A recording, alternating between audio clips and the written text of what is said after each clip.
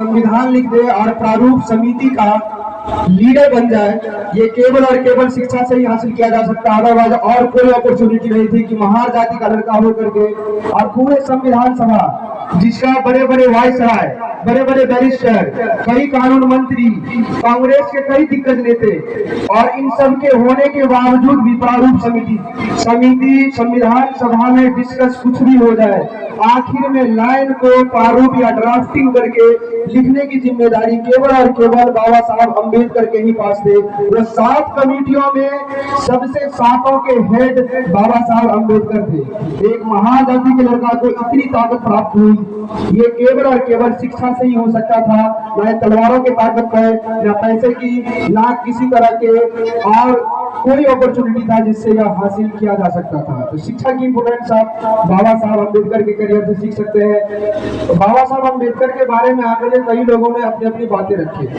उन बातों में कई ऐसे बातें जो सीखने के योग्य हमारे दैनिक जीवन के लिए मोटिवेशन का काम करेगा।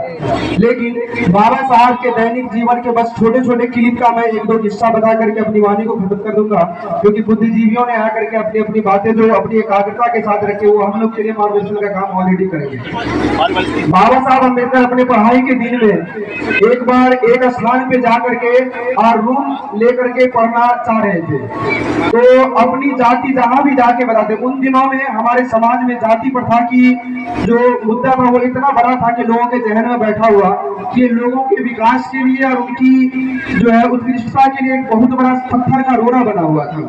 बाबा साहब उस दिन को फेस किए। स्कूल में जिस मटके से वो पानी पीते, तो उच्च जाति के लड़के या जो वैश्य या ब्राह्मण समाज या जो भी अन्य जो उच्च जाति के बच्चे होते थे, उनके द्वारा टीचर के द्वारा भी ट्रोल किया जाता था, क्योंकि उन दिनों में उच्च जाति के लोग ही टीचर के रूप में वहां पदस्थित होते थे।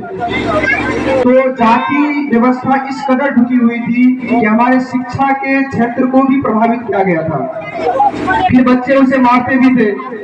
इन सभी व्यवधान और कई तरह के कष्टों को झेलते हुए जब उन्होंने अपनी एक +2 या मैट्रिकुलेशन की एग्जाम की तैयारी के लिए शहर में जाकर के रूम लेने का प्रोग्राम रखा, तो जहां भी जाति बताता तो जिस बातों को सेट कर रखा था या उन्होंने या जो भी रूम भाड़ा पूरा बात हो जाती थी, इसके बावजूद भी रूम मालिक जो है उसे रखने से इनकार कर देते थे। फिर उनके मित्र बोले कि अगर आपको रूम लेकर के रहना है तो आपको जो है अपनी जाति गलत बताना होगा।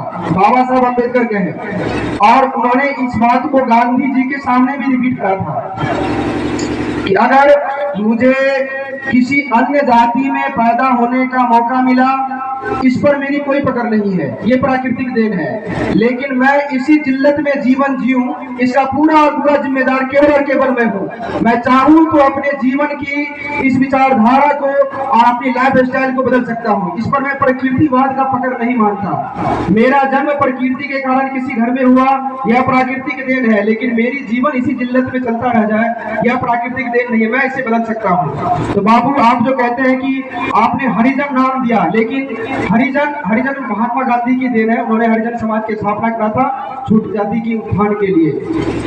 तो अम्बेडकर इस बात से प्रभावित थे, लेकिन वो गांधी को भी कह गए थे कि अगर हरिजन के रूप में मैं यहाँ पैदा हुआ, इसमें मेरी कोई अव्यथा नहीं, ये प्राकृतिक देन है, लेकिन मैं ऐसे ही जीऊं, इसमें मेरी पूरी पकड़ है। मैं चाहूं तो इस तस्वीर को बदल सकता हूं। द्वितीय गोलमेज सम्मेलन के समय जब 1931 में द्वितीय गोलमेज सम्मेलन, सेकंड गोलमेज सम्मेलन उन्हें इंग्लैंड बुलाया गया। प्रथम गोलमेज सम्मेलन में कांग्रेस के सभी जो जितने भी नेता लीडरशिप थे सब जेल के अंदर थे। द्वितीय गोलमेज सम्मेलन में जाने का मौका मिला, तो कांग्रेस की लीडरशिप की अगुवाई करने के लिए महात्मा गांधी गए, मुस्लिम लीग की तरफ से मोहम्मद अली जिन्ना साहब गए, और दलित की तरफ से जो है बाबा साहब भीमराव अम्बेडकर गए। तो सबको अपनी अपनी बात करने के 2 राष्ट्र 2 राष्ट्र की जो सिद्धांत था, उस मुद्दा को मोहम्मद अली जिन्ना रखे। फिर बाबा साहब अम्बेडकर की बारी आई, उन्होंने महात्मा गांधी से साफ कर दिया, बापू यदि मुझे अपना प्राण और देश चुनना होगा तो मैं सबसे पहले देश चुनूंगा। लेकिन यदि इस जाति प्रथा की व्यथा की बात हुई और भारत के लोगों की अस्मिता सुधारने की और जाति व्यवस्था सुधारने की बात आई तो मैं देश से भी पहले उसे चुनूंगा, क्योंकि मुझे अच्छी तरह पता है कि जितनी बुरी हालत अंग्रेज के समय में नहीं है, इससे भी बुरी हालत उन दिनों में भारतीयों का था जब जाति प्रथा भारत में कोटि कोटि और रगों रगों में बसता था और लोगों के बीच एक तराजू की पलड़ा की तरह ऊंची नीची दोनों के बीच का गैप और फर्क किया करता था। इसीलिए मुझे अगर मौका मिले तो मैं सबसे पहले जाति प्रथा खत्म करना चाहूंगा।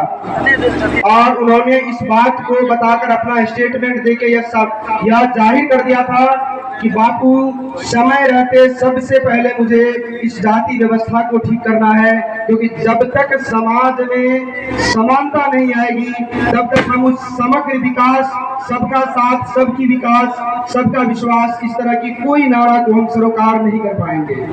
अगर इस नारा को सरोकार करना है तो सबसे पहले हमें समानता का अधिकार सभी व्यक्ति को देना होगा। जाति व्यवस्था हमने बनाई, यह प्राकृतिक देन नहीं है और कोई भी आदमी इस भूल में नहीं रहिएगा कि जाति बनाया हुआ है। जाति हम में से अधिकांश प्रोफेशन के और काम के चलते जाति आया, जाति पैदाइश नहीं होती है। यह प्राकृतिक देन नहीं है, यह मानव देन है। ये आप तब जानिएगा जब गहराई से इतिहास को पढ़िएगा, इतिहास जैसे विषय को। इतिहास कोई ऐसा विषय नहीं है कि जो ग्रेजुएशन करे और एग्जाम दे वही पढ़े। अगर आप अपने अतीत को जानना चाहते हैं और भविष्य में आप अपना फैसला अपने बलबूते लेना चाहते हैं तो आपको इतिहास एक ग्रंथ की तरह पढ़ना चाहिए। जैसे रामायण, महाभारत, पुराण होते, इस तरह से इतिहास एक ऐसा पुस्तक है। हमें हमारे इतिहास के बारे में नहीं पता होता, हम वीडियो स्टेटस क्लिप देखते हैं लेकिन अपने इतिहास की गहराइयों को नहीं जानते, किताबों को नहीं उलटते, इसीलिए हमें हमारी ताकत पता नहीं होती। तो जिस संविधान